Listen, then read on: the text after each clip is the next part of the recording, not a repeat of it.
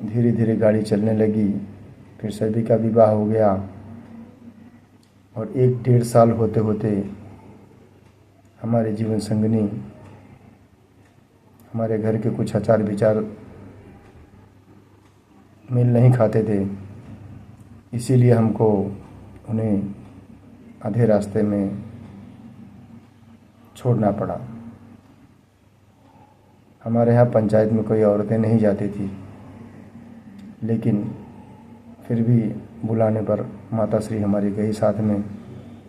और उनके पिताजी 3 भाई थे, तो लड़की के पिताजी आए और जो बहुत सारी बातें हुई और लड़की के पिताजी के मुंह से कुछ अशोभनीय बातें निकल गई, जो कि समाज में जो वहाँ प्रतिष्ठित लोग दिख गए थे, जिसे हम पंच परमेश्वर पहले कहा करते थे। अब तो उसका कोई वैल्यूएशन ही नहीं समाज में। अब लोग चेहरा देखकर विचार करते हैं। तो फिर हमारी शादी दूसरी हुई 93 में।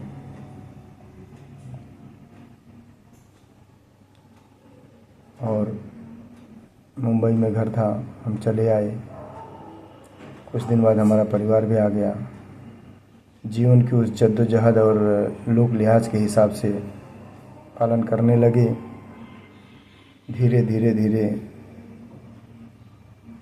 सांताक्रूज में रहते थे। जब परिवार आ गया तो हम उस समय इतने डरे हुए थे कि हमें खुद पर भरोसा ही नहीं था कि हम परिवार भी चला सकने में सक्षम होंगे कि नहीं होंगे। लेकिन मान सम्मान सब देखते हुए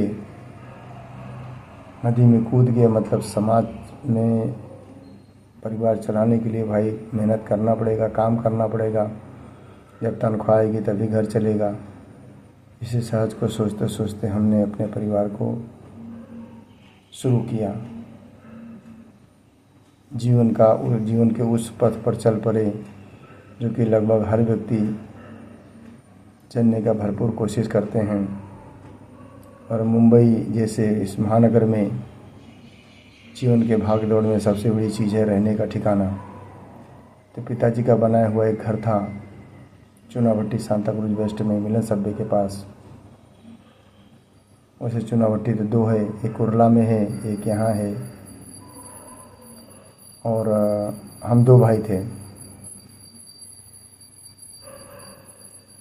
लेकिन हमारी सोच शुरू से ही परोपकार की भावना थी, किसी को तकलीफ नहीं देना। समाज की राजनीति, बुरी सोच, अपनापन, अपनत्व, अहंकार, ये सब हमारे मन में नहीं था। शुरू से माता जी की शरण में जाना, पूजा पाठ करना। पिताजी हमारे हनुमान चालीसा पढ़ते थे, तो हमने भी उसको अपनाया। और बहुत सारे पड़ाव को पार करने के बाद परिवार ने भी थोड़ा, घर में कुछ गृहिणी होने की वजह से घर परिवार बच्चे को देखना, इसके बाद भी उन्होंने अपना कुछ हाथ से कला चालू किया, तो उनमें भी खुशी होने लगी और संतुष्टि मिली कि कुछ 2 पैसा की आमदनी बढ़ गई। तो जब इंसान के पास पैसा रहता है तभी उसका दिमाग खुलता है। तो समय के बहुत जद्दोजहद के बाद हमारे रिलेशन में ब्रदर इन लॉ भी आ गए। लेकिन कुछ दिन बाद हमारा उनका संबंध, रिश्ता अच्छी तरह से, बहुत अच्छी तरह चलता रहा।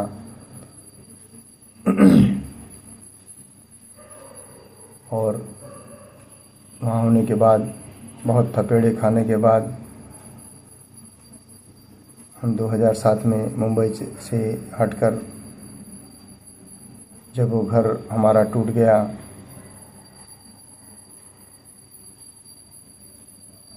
वहाँ एक आलीशान बिल्डिंग बन गया। और 2 भाई के जद्दोजहद में हमें